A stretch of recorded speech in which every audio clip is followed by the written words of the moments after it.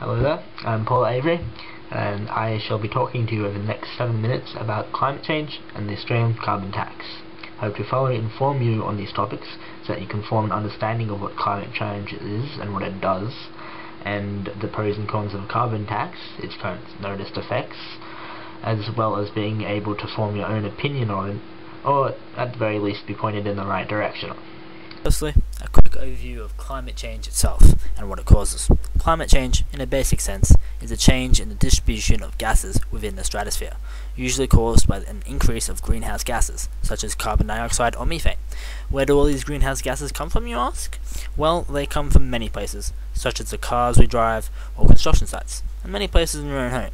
These greenhouse gases are part of what makes the atmosphere and can cause a thickening of the blanket of gases covering the Earth.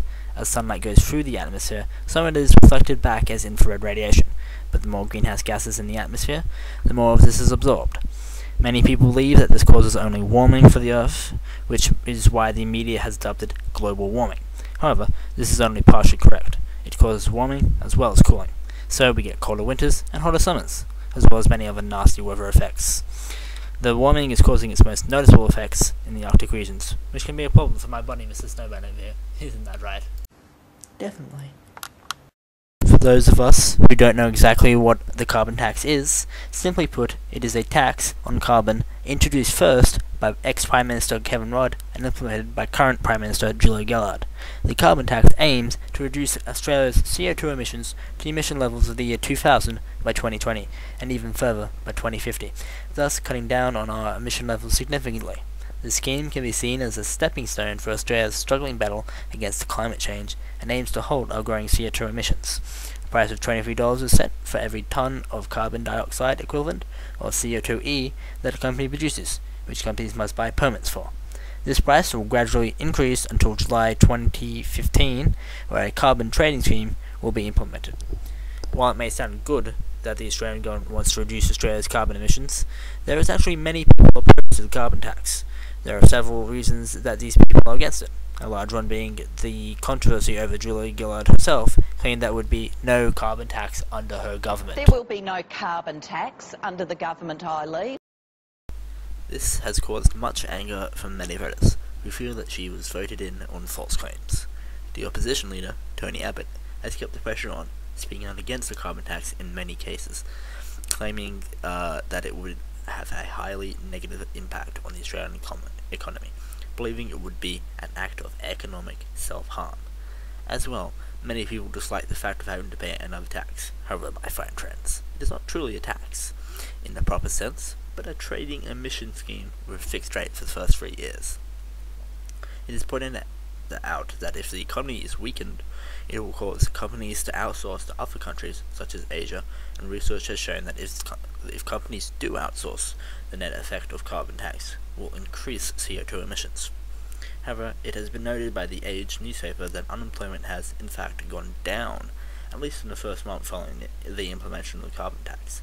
Unemployment in Australia has gone down to 5.2%, with places like Western Australia and New South Wales adding many jobs to the total, and if trends continue like this, companies outsourcing should not be too much of a problem. Now, an extract from a mock interview with a prominent scientist on the subject of carbon tax. Hello there.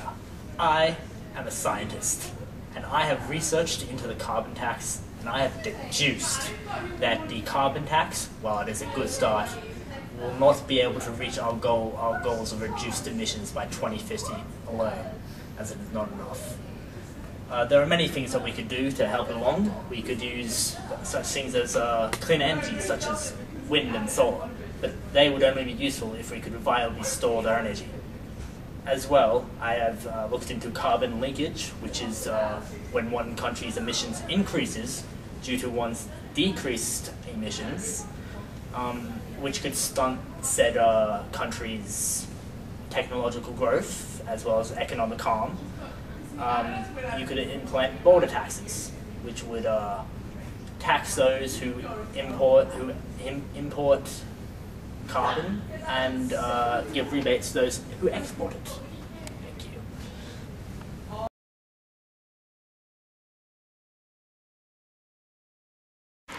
Hey there. I thought I'd talk to you all today about global CO2 emissions. The image that you've just seen shows you the per capita emissions of carbon dioxide by country, and shows that there's a large trend for more developed countries to have higher CO2 emissions.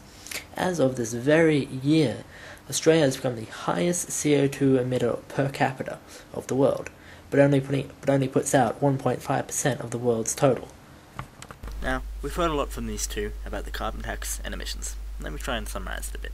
Carbon leakage may be a problem, but with methods such as carbon fiscal revenue recycling, incentives to move away from carbon-producing methods, and tax cuts, companies being taxed could use available resources to invest in more efficient ways of creating energy or products. As well, as part of the Clean Australia scheme, $14 billion is being invested into clean energy sources, divided into several areas such as energy efficiency. This will allow Australia to become a cleaner country overall, and no longer be the highest per capita emitter of carbon, and begin setting a good example for the rest of the world. Thus, over the past 7 minutes, we have heard many reasons why the carbon tax could be good or bad. Personally, I believe that the carbon tax can be an incredibly useful thing for Australia, and that it could allow us to become a cleaner country overall. However, it must be carefully monitored as well as the proper policies implemented, because it could have a negative impact on Australia. But hey, I'm just one guy. Don't let me tell you what to think. Go out there and research this for yourself and come up with your own opinions on the carbon tax.